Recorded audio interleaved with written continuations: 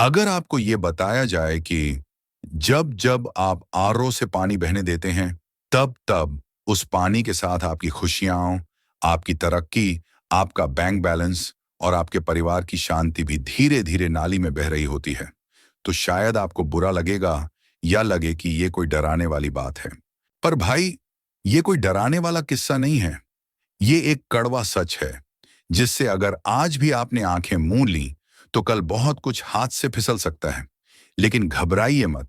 आज का वीडियो सिर्फ समस्याएं नहीं बताएगा, बल्कि आपको इससे बचने के अचूक, आसान और बेहद असरदार उपाय भी बताएगा। तो बने रहिए हमारे साथ, क्योंकि आज हम सिर्फ पानी की बात नहीं करेंगे। हम बात करेंगे आपके भाग्य, आपके घर की सुख शांति और आपके फाइनेंस की। शायद पहली बार आप समझ पाएंगे कि पानी की हर बूंद सिर्फ शरीर नहीं, बल्कि आपकी किस्मत भी सींचती है। आज मैं जो बात कहने जा रहा हूं, वो किसी डराने वाले वीडियो की स्क्रिप्ट नहीं, बल्कि आपकी जिंदगी का वो अध्याय है जिसे आपने कभी पढ़ा ही नहीं। आपके घर के बढ़ते ईएमआई, बिना वजह के मेडिकल खर्चे, बिजनेस में घाटा, रिश्तों में बेवजह का तनाव और दिमाग की बेचैनी, इन सब के पीछे कभी आपने ये सोचा है कि पानी का एक्सप्लॉयटेशन ही तो इसका कारण नहीं? वेद, वेदांत और सभी पुराणों में यह बात बार बार बताई गई है। जल का सीधा संबंध कैश फ्लो से है। जल का सीधा संबंध माइंड से है। जल का सीधा संबंध मानसिक शांति से है।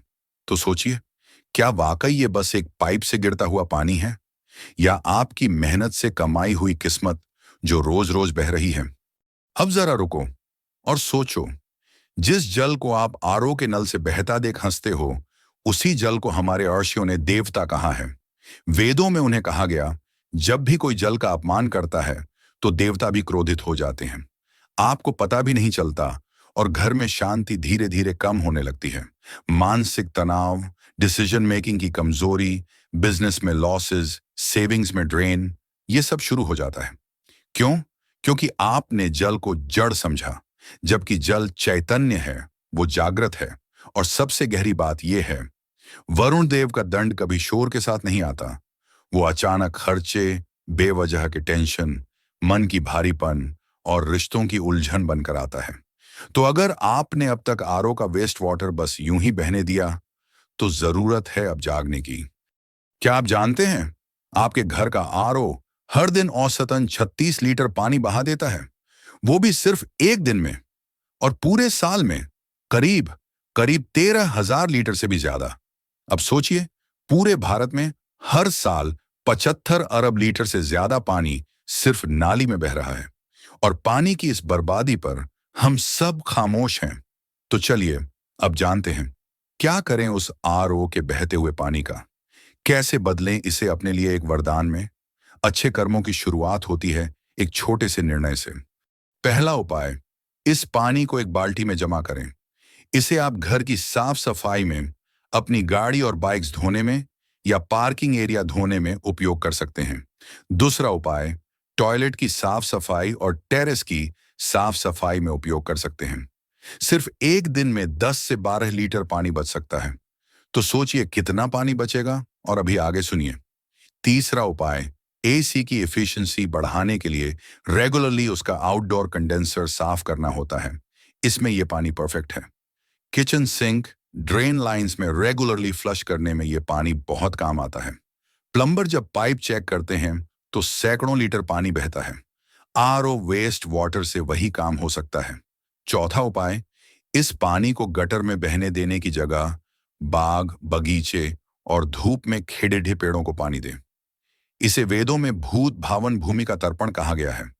हमारे पुराण कहते हैं, जहां जल का सम्मान होता है, वहां सुख, लक्ष्मी और संतुलन तीनों स्वतः आते हैं। पांचवा उपाय, घर की बाहरी सीढ़ियों और बालकनी को धोने के लिए यह पानी बिल्कुल सही है। अपने गार्डन, फर्नीचर, बेंच आदि को साफ करने के लिए इसका इस्तेमाल करें।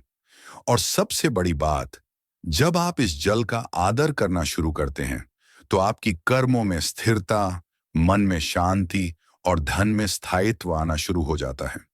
क्योंकि अब आप सिर्फ पानी नहीं बचा रहे, आप उस शक्ति को सम्मान दे रहे हैं जो पूरे ब्रह्मांड को चलाती है। और जब एक इंसान जल का आदर करता है, तो ब्रह्मांड भी उस इंसान की जरूरतों का आदर करना शुरू कर देता है। आप सभी आपके कुल देवता और कुल देवी से किस आशीर्वाद की अपेक्षा रखते हो? सुख, शांति, समृद्धि, स्वस्थ आरोग्य और संतानों का सुरक्षित भविष्य। सही है ना? अगर हम सभी लोग जल का एक्सप्लॉयटेशन रोक देंगे, तो हमारे कुल देवता और कुल देवी हम पर इतने प्रसन्न होंगे कि हमारे घरों में बरसों से रुकी हुई उन्नति की धार फिर से बहने लगेगी। और इस बात की पूरी गारंटी हमारे शास्त्रों ने दी है। अगर आपकी आत्मा भी ये मानती है कि आरओ के बहते पानी को बचाना चाहिए, तो आइए एक छोटा संकल्प लें कि हम अब हर उस पानी की बूंद को बचाएंगे जो हमारी किस्मत से जुड़ी है और जो हमारे संतानों के भविष्य से जुड़ी है। और अगर आप इस संदेश से सहमत हैं, तो नीचे कमेंट में जरूर लिखें, जल श्री कृष्ण, जल है तो कल है। और हम सब मिलकर इस जल यज्ञ में भागीदार बने, ताकि ये संकल्प पूरे देश तक पहुंचे, ताकि ये संदेश अकेले न रहे, बल्कि एक आंदोलन बने जहां हर घर पर दिव्य आशीर्वाद बरसते रहेंगे। हर कमेंट, हर शेयर इस संकल्प को और मजबूत करेगा, क्योंकि जल है तो जीवन है। जय माता दी।